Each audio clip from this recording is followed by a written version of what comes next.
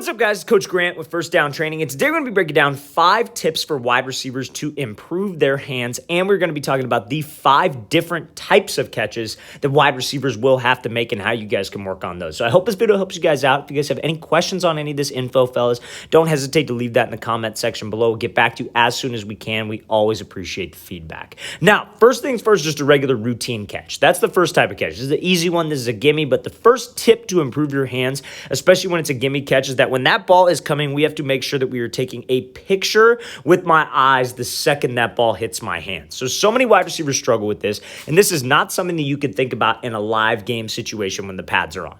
Because when the pads are on, you're worried about the route, you're worried about the coverage, you're worried about getting open, and the catch has to be routine. So when you guys are training t-shirt and shorts, you're working with the quarterback, you're working at practice, when you know you're not going to be getting cracked over the middle, cracked over to the sideline, you have to be working on a key trigger phrase in your head, and the one that I like to use is take a picture of the ball with your eyes. So you want to pretend your eyes are a camera, and the second that ball hits your hands, you're taking a picture of it. You see how Renfro, this ball hits his hands, his eyes go straight to the ball. Now that's very simple. It's like, hey, keep your eye on the ball, but you got to have that kind of phrase going in your head that'll help you remember it. A lot of people say, hey, focus on the stripe of the ball. Like if it was a high school or a college ball where they have a stripe. A lot of people say, hey, see the ball hit your hands, but you have to have something in your mind on repeat to help you with that catching process. So that's the first tip to improve your hands. Now, and the first type of catch is just a routine catch to the sideline or to over the middle. So now, second type of catch that we are going to be covering is a jump ball situation. So how do you guys win a jump ball situation? So that's the second type of catch today,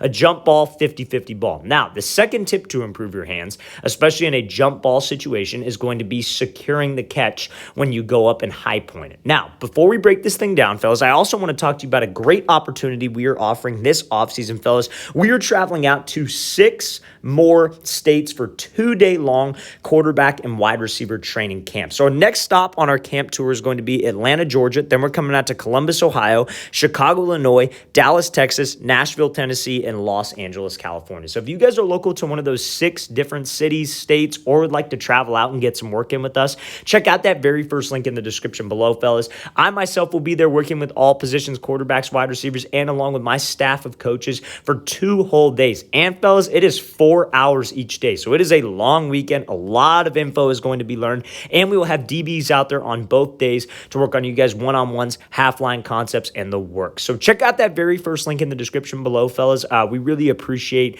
all the support, and we'd love to get out to these different cities and help you guys improve. So again, very first link below. We'd love to have you out to one of our off-season camps.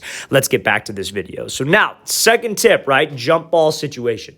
So in a jump ball situation, there's 2 things that you have to worry about. You have to go up strong, and you have to secure the catch like we talked about. So the second type of catch is this jump 50-50 ball, and you see Odell does a great job using this pullback method. So when you guys go up for a jump ball, obviously you want to make sure that we're catching at the highest point. That's pretty basic advice. That's advice that you're told from the time you're 7 years old. You got to go up and catch the ball at the highest point. If it's underthrown or if it's a jump ball, you got to go up and get it, right? So when you go up and get it, you have to make sure that we are going up strong, because this DB, as soon as he sees your hands go up, he's going to be trying to play your hands, rip the ball out, so we have to go up strong. So when I go up strong, now there's 2 things that a DB could do right here. He could either play it on the way down, or he could try, actually there's 2 things I could do here, but the DB is going to try to play that ball on the way down. So the 2 things that I could do is I could either turn my body and rip away and use my body as like a shield between the defender and the ball, or what I could do is pull the ball back over my head so he can't get the ball on the way down. It's behind my head, it's protected.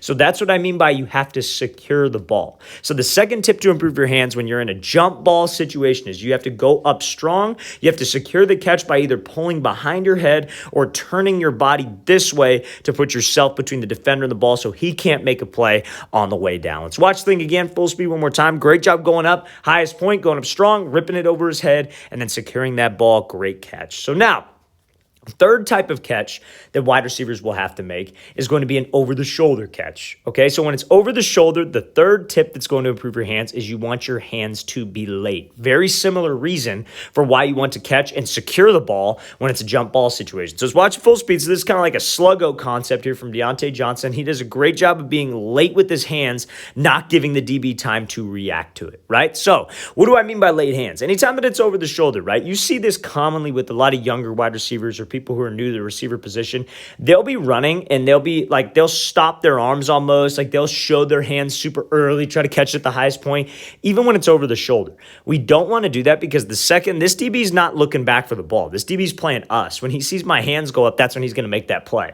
So when that ball's thrown, the earlier you show your hands, you're giving them more time. You're giving this DB more time to play your hands, right? Because again, like on a jump ball, like an over the shoulder ball, he's going to be reacting to our hands and try to make a play on the way down. So I want to be as late as possible. You see how that ball's here? He doesn't start showing his hands until that ball's already starting to fall in.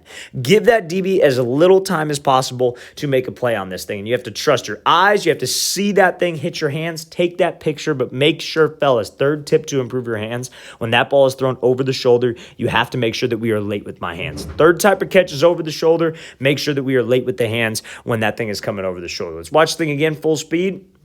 Great job by Johnson getting space and then not giving that DB time to react by being late with the hands over the shoulder. Not showing too early so that DB can play it. Okay, so now fourth type of catch that we're going to be covering today is going to be a catch in traffic. Okay, so this is something where maybe you're coming over the middle, you got linebackers here that you have to catch in between, or a situation where it is a bad throw like so, and we have to come back to the ball. Okay, so it's very similar to that jump ball situation. So let's play this thing full speed. So this is Davante Adams running a hitch. Ball's thrown inside shoulder when that ball should have been put outside shoulder, but he does a great job of coming back to it and going up strong with it and ripping away. So pretty much that fourth type of catch, like we said, catch in traffic. The fourth tip to improve your hands on this situation with the catch in traffic is you have to be quick to the tuck, right? So it's very similar to the jump ball where you go up strong. Again, in traffic, you have to go up for the ball strong. But when it's a jump ball situation, you want to catch and you want to turn your body, rip it over your head. When you're in traffic, you want to catch and you want to put that thing quickly to the tuck. You want to put that thing away as fast as possible because the same